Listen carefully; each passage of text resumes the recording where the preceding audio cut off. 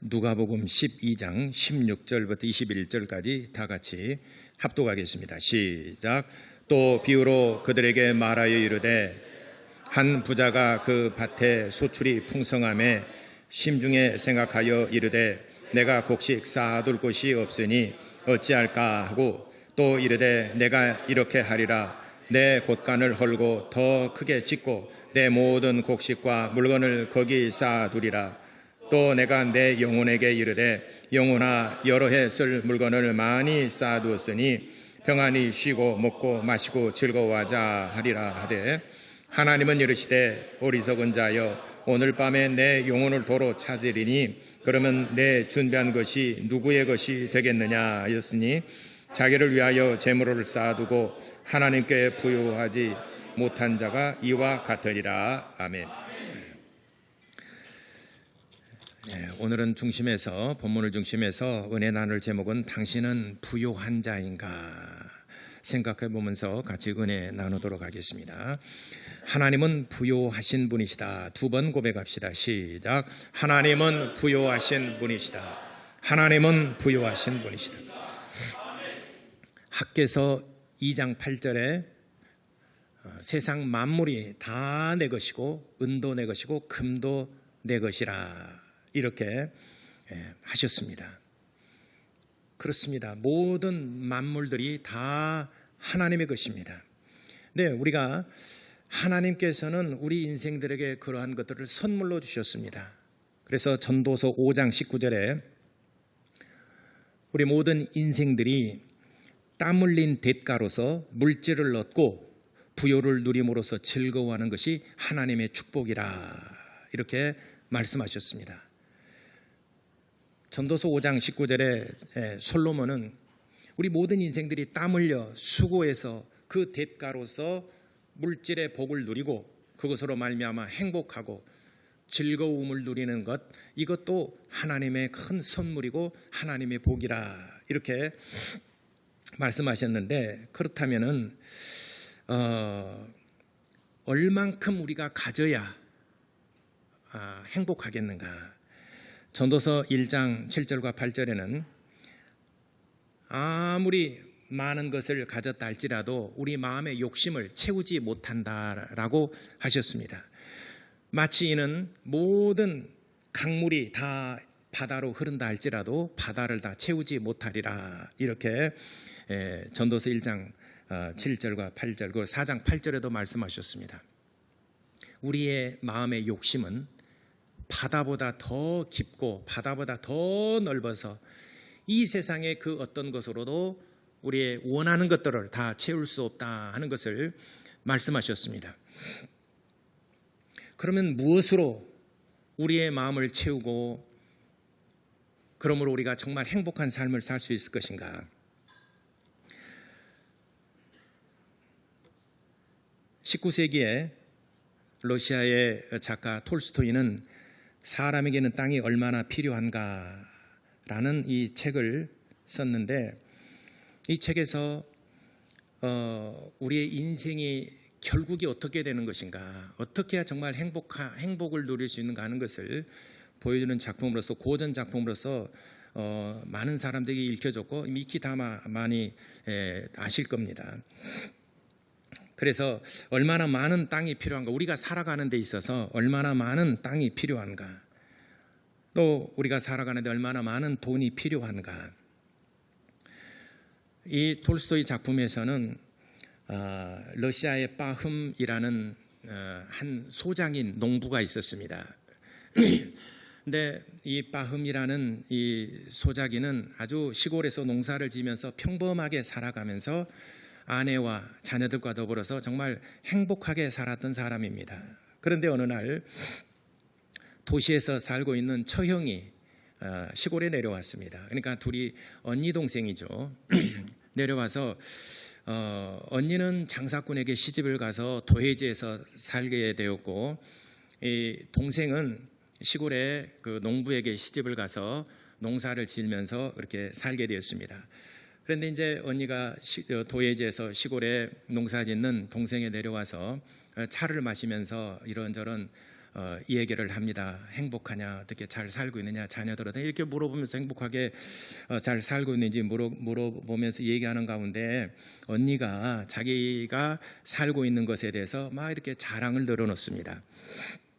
도시에서는 얼마나 넓고 깨끗한 집에 사는 것이 정말 행복한지 모른다. 또 자녀들은 멋진 옷과 음식을 먹고 마차를 타고 또 극장을 영화도 보면서 우리는 정말 행복하게 산다라고 자랑을 했습니다.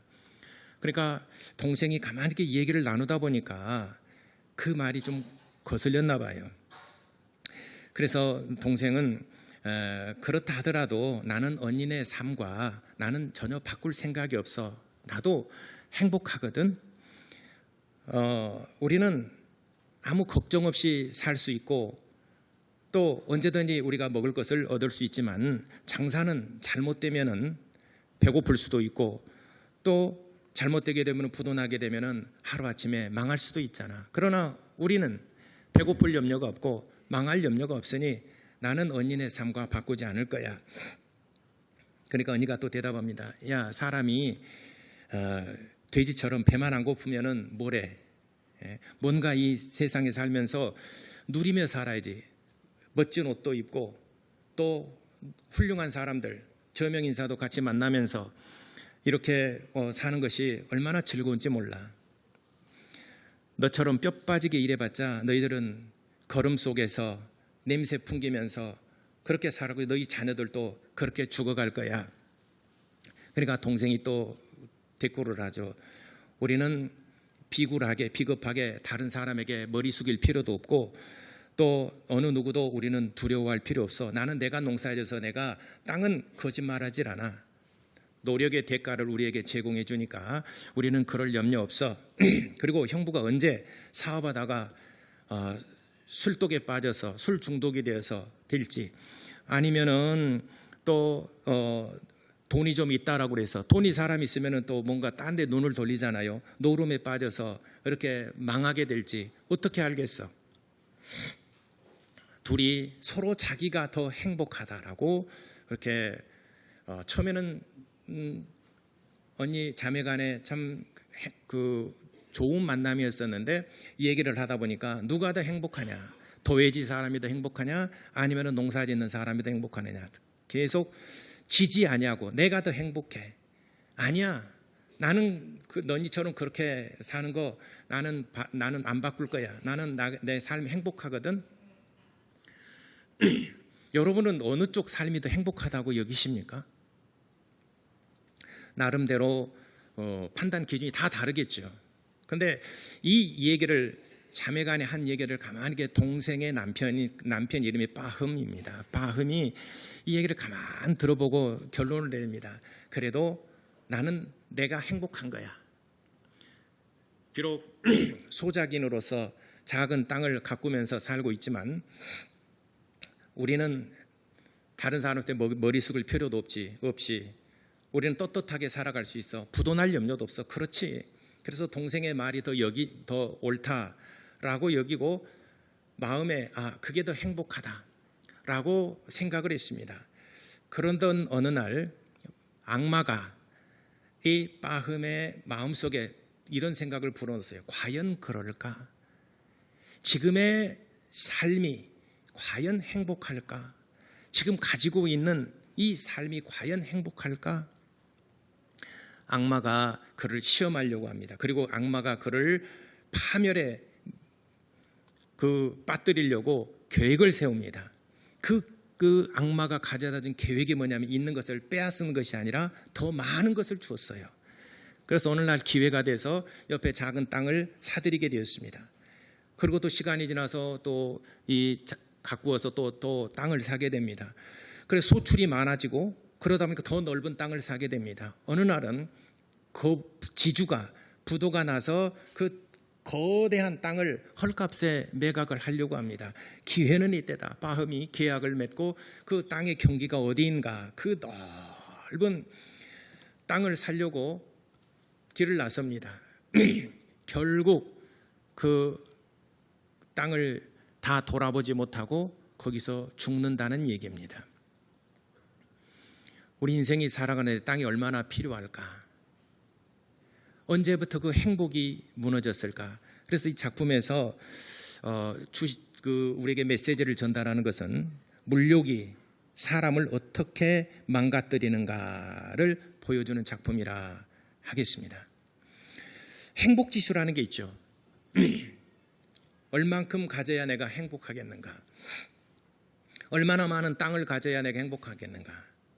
근데 처음에는 소작농인 이 바흠과 그 아내는 참 행복했습니다. 그러나 어느 순간부터 행복이 깨져버렸어요.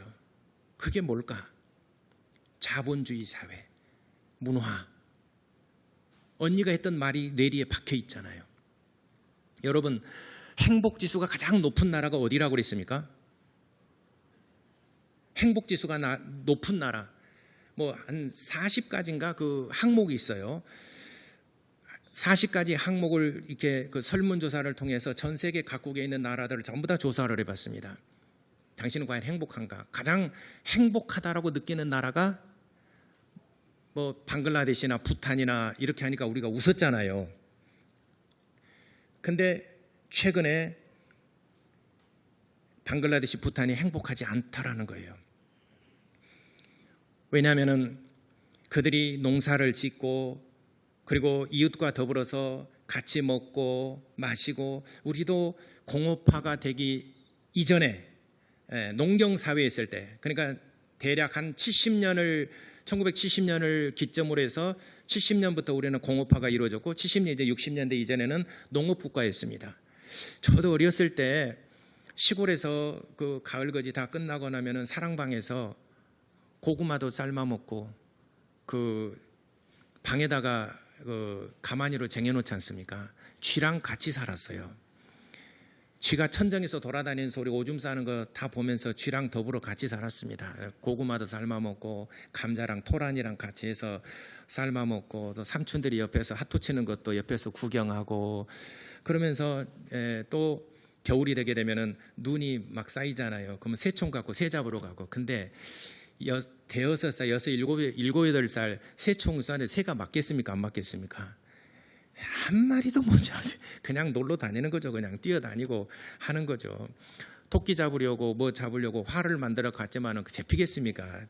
꼬맹이가 쏘는 화살에 잡히겠습니까? 그냥 놀러 다녔죠. 그때가 생각해 보게 되면은 어릴 적의 추억이 참 즐거웠고 행복했던 것 같아요. 뭔지는 모르지만. 우리나라도 70년대 이전에는 그렇게 해서 아직은 뭐 자본주의 사회가 되질 않았기 때문에 그냥 이웃과 더불어서 행복하게 지냈습니다. 뭔 행사가 있으면은 온 마을 사람 다 모여가지고 축하해주고 먹고 마시고 즐거워가지고 또 싸가지고 와서 자녀들한테 그걸 주기도 하고 그랬지 않습니까? 근데 언제부턴가 우리나라도 이제 그런 것들을 상상해 볼 수도 없는 시대가 됐지 않습니까? 방글라데시, 부탄이 그렇다는 거죠. 자본주의 이제 문화가 들어가고 보니까 자본주의는 물질과 문화입니다. 그 물질을 가지고 문화를 누려보니까 이 다르더라는 거예요. 그래서 물질과 더불어서 같이 들어가는 자본주의 사회의 산물인 문화가 들어가면서부터 이제는 이웃과의 관계가 깨지면서 행복지수가 떨어지기 시작합니다. 더 많은 것을 얻어야 되니까. 너보다도 내가 더 많은 것을 얻어야 되니까. 너보다도 내가 더 많은 것을 얻지 못하면 나는 행복하지 못해. 더 많은 것을 가지고 있을지라도 어찌 보면 이전의 삶보다도 자본주의 사회는 더 많은 것을 획득하게 했습니다. 그러나 행복하지 않더라는 거죠. 이전보다 더 많은 것을 가져도. 왜냐하면 나보다도 저 사람은 더 많은 것을 가졌기 때문에 상대적으로 행복을 느끼지 못한다는 게 자본주의 사회에 들어가는 부산물, 물질과 그리고 문화. 그래서 방글라데시, 부탄이 예전에는 조사에서는 행복순위, 행복지수 1위, 2위. 어찌 보면은 우리가 생각했을 때 우리나라보다 훨씬 못 사는 나라들이 참 행복하다라고 느꼈는데 요즘은 그렇지 않다라는 거죠. 뭔가가 들어가고 보니까 이제는 행복감이 상대적으로 박탈되고 있는 것입니다. 이 톨스토이의 사람에게는 땅이 얼마나 필요한가. 행복하게 살고 있는데 뭔가가 들어오니까 악마가 뭔가를 집어넣고 난 다음부터는 행복하지 않다라는 거죠. 결국에는 물질을 위해서 그 땅을 측량하다 결국은 집으로 돌아오지 못하고 거기서 죽었다는 비극입니다.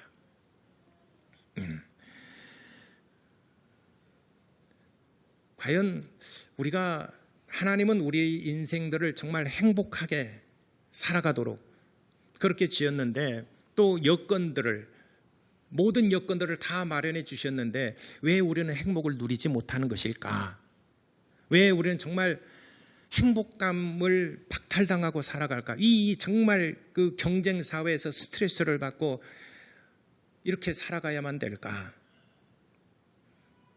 성경에는 오늘 성경에 정확하게 말씀하고 계십니다. 어떤 한 사람이 농부가 밭의 소출이 풍성해졌습니다. 그래서 그 소출을 곡간에다 넣으려고 보니까 곡간이 너무 작아서 헐었어요. 그리고 더 크게 지었습니다. 그래서 평생을 먹고 누리고 즐기며 살 만큼 많은 재물을 곡간에다 쌓아뒀습니다. 그래서 이제는 이제 좀 쉬고 행복하고 좀 평안히 좀 살자 할 때 하나님께서 오늘 밤 내 영혼을 내가 도로 찾으리라. 그러면 너를 위해 쌓아둔 그 많은 재물이 다 누구의 것이 되겠냐? 누가 쓰겠느냐? 나는 내가 수고하여 쌓았지만 하나도 쓰지 못하고 다른 사람이 다 쓰게 될 것이지 않느냐?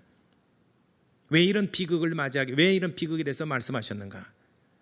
자기에게는 풍요롭고 풍족하지만 하나님께 대하여 풍요롭지 못한 자가 마치 이와 같으리라. 이렇게 결론으로 하나님이 답을 주셨습니다. 그러므로 오늘 제가 여러분들에게 주는 메시지는 하나님께 부유한 자가 되라는 것입니다. 그래야 우리가 정말 행복을 누릴 수 있다는 것입니다.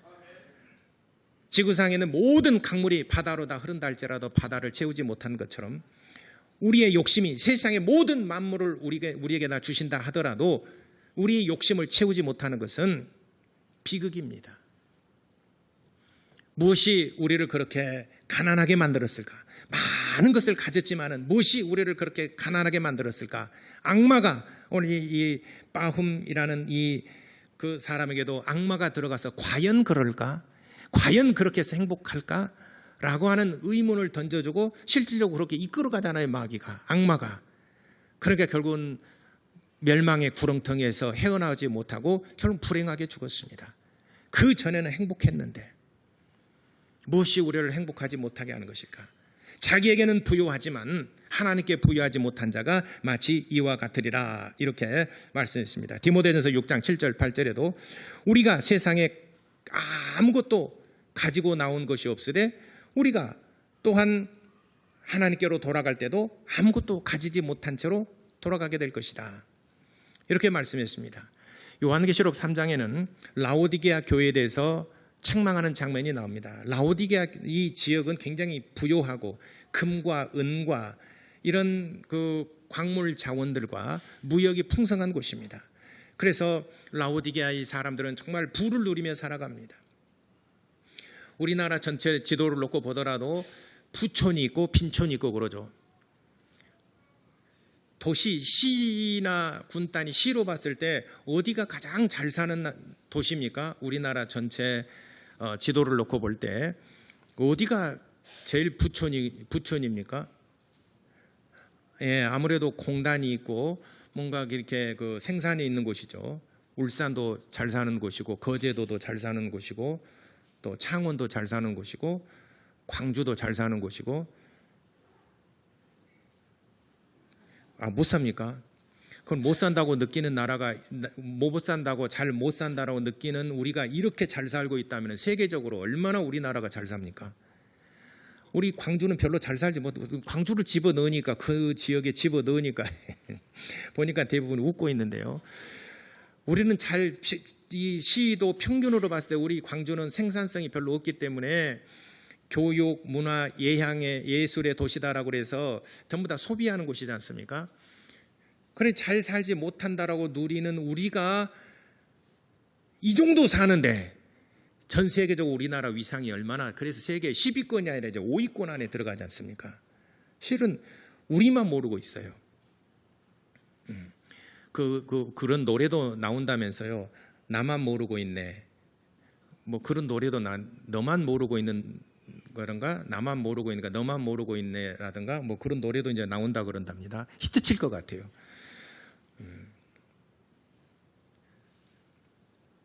라오디게아 이 지역이 굉장히 부촌이고 굉장히 잘 살고 학식이 높은 곳입니다.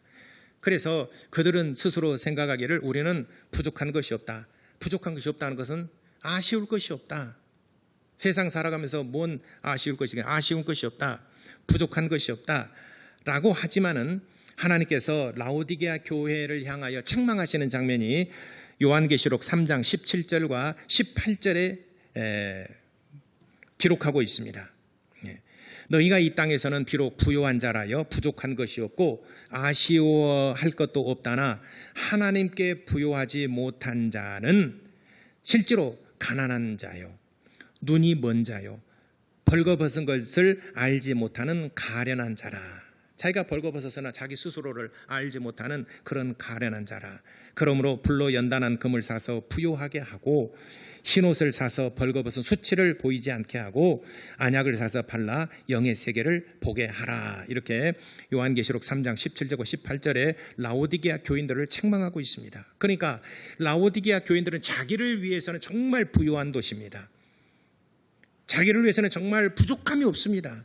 그러나 하나님께 대해서는 정말 가난한 자이기 때문에 하나님께서 책망한 겁니다.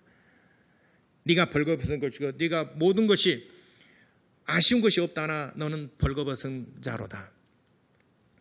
너는 영의 세계를 보지 못하는 정말 가련한 자다. 네가 부요한 자 같으나 실상은 너는 하나님 앞에 가난한 자다. 그러므로 흰옷을 사서 너희 벌거벗은 수치를 보이지 않게 가리워라. 부끄러움을 가리워라. 우리는 실질적으로 자본주의 사회에서 경쟁하며 살아가는 이 시대에 이 라오디게아 교회 같은 이 사람들이 얼마나 많은지 모릅니다. 결론은 라오디게아 교회도 그랬고 이 톨스토이 작품에도 그랬지만은 오늘 성경 본문에도 말씀하시는 것은 하나님께 부여하지 못한 자는 가난한 자라. 하나님께 부여하지 못한 자는 부끄러움을 다 드러내고도 말하기를 나는 모든 것을 다 가졌다. 나는 부족한 것이 없다. 나는 아쉬울 것이 없다 하는 자로다. 하나님께 부요한 자가 되어야 되고 하나님께 정말 아쉬움이 많은 그런 성도가 되셔야 합니다. 그래야 우리가 진정으로 행복할 수 있는 것입니다. 악한 마귀가 딱 들어가서 악한 생각을 이 세상의 물욕과 이 세상의 욕심을 딱 집어넣는 순간부터는 불행의 길을 걸어갈 수밖에 없는 것입니다. 그래서 이 소출이 풍성한 정말 남부럽지 않게 살 수 있는 이 사람을 향하여 예수님께서는 참 가련한 자다. 참 불쌍한 자라. 가련한 인생이라. 하나님을 향하여 부요하지 못하고 자기를 위해서는 그렇게 부요하고 자기를 위해서는 같이 모으고 나와 내 가족들을 위해서는 아낌없이 쓰지만은 하나님께 대하여 부요하지 못한 자, 이는 정말 가련한 자요. 너는 실상은 가난한 자라. 이렇게 성경 오늘 본문 말씀에 그렇게 말씀하고 있습니다.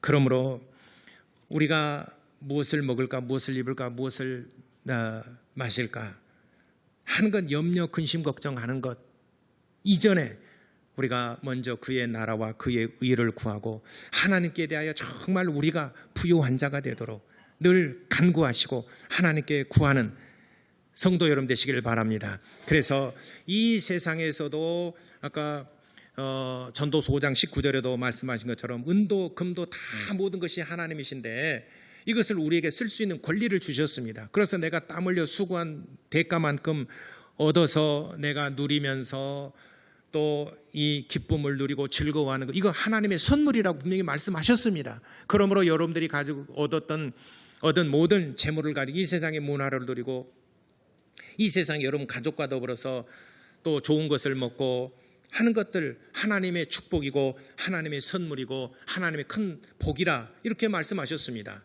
누리는 것에 대해서는 책망하지 않습니다. 그러나 하나님께도 부요한 자가 되라 말씀하시는 겁니다.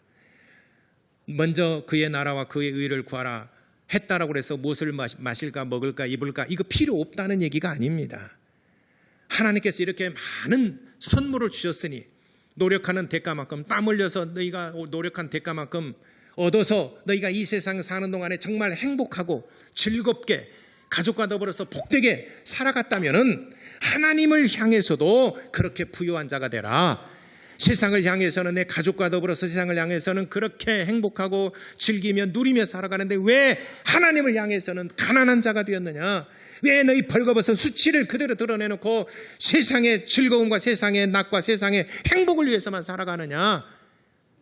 하나님을 향해서도 부유한 자가 되고 먼저 내 흰옷을 사서 부끄러운 수치를 가리워서 보이지 않게 하는 것이 너희에게는 정말 중요한 일이지 않느냐? 그러니까 마치 이와 같은 거예요. 세상에서 내 돈 가지고 내가 쓰면서 모든 것을 누리며 살아가는데 다른 사람이 볼 때는 눈살을 찌푸리고 왜 저 사람은 저러지? 세상을 저 혼자 살아가는 것인가? 우리는 보이지 않은가? 남에게 피해를 주면서 내가 내 거 가지고 내가 누리면서 내 것 가지고 살아가는데, 내가 돈 버는 네가 너 보태주는 거 있어? 내 돈 가지고 내가 살아가는데 하면서 아나무인격으로 옆에 사람에게 피해를 주고 주변 사람들이 눈살을 찌푸리고, 근데 본인은 알지 못해요. 나만 행복하면 됐지 뭐. 본인은 알지 못해요. 오늘 그걸 책망하고 있는 것입니다. 물론 그것이 하나님의 축복이고 하나님의 선물이고 하나님의 행복인 줄을 나도 인정을 한다. 그러나 하나님을 향해서도 부유한 자가 되라. 어찌 하나님을 향해서는 가난한 자가 되고 부끄러운 수치도 그대로 가리우지 않아 그대로 내놓고 하나님을 향해서는 어찌 그렇게 가난하고 인색한 자가 되었느냐? 여러분, 하나님께서 우리에게 많은 복을 주셨으면 하나님께도 부유한 자가 되시기를 예수 이름으로 축원합니다. 하나님을 섬기시고 여러분들이 정말 이 흰옷을 사서 부끄러운 수치를 가리워서 보이지 않게 하라 하는 말은, 흰옷이라는 것은 성도의 옳은 행실을 말하는 것입니다. 신자답게 살아가는 것입니다. 성도답게 살아가는 것입니다. 그것이 흰옷입니다. 흰옷은 돈으로도 살 수 없는 거예요. 돈으로 살 수 있다면 흰옷 아니라 무엇이라도 금으로라도 사겠지만은 흰옷은 성도의 옳은 행실을 말하는 겁니다. 성도답게, 신자답게, 하나님을 믿는 자답게 살아가는 것을 말하는 것입니다. 그렇게 해서 너희 벌거벗은 수치를 가리워서 보이지 않게 하라. 그리고 내 이웃도 돌아보고 하나님을 향해서도 부유한 자가 되라 하는 것을 오늘 본문을 통해서 말씀하십니다. 여러분, 우리가 살아가는데 정말 여러 가지 행복의 조건들, 또 실제로 행복하게 하셨습니다. 이에 더불어서 하나님께도 부유한 자가 되고 하나님께도 정말 행복한 자가 되시기를 예수 이름으로 축원합니다. 기도하겠습니다. 이 시간에 같이 기도할 때 하나님께도 부유한 자가 되고 하나님께서 내게 많은 복을 주셔서 행복을 누리며 세상을 살아나가는데 하나님께도 내가 정말 부유한 자가 되고 하나님께는 가난한 자 되지 않게 하시고 나와 내 가정, 내 자녀들이 하나님을 향해서도 정말 부유한 자가 될 수 있도록 우리 다 같이 기도하시겠습니다.